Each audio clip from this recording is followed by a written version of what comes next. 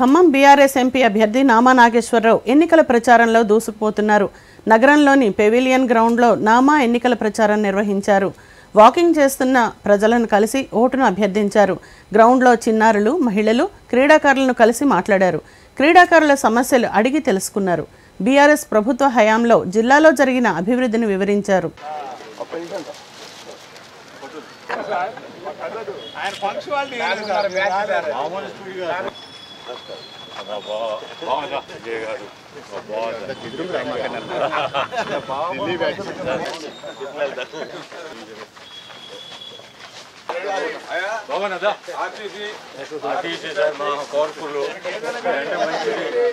తమ్ముడు అంటే బాగా ఇష్టం.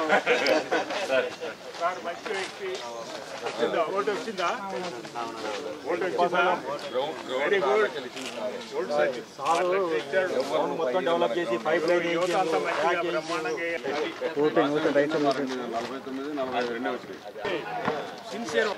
అందరం ఒక కుటుంబంలో ఒకటే గుర్తు మంచి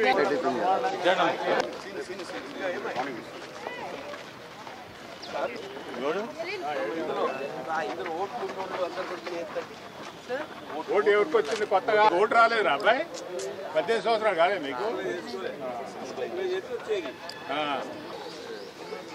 చక్రవర్తి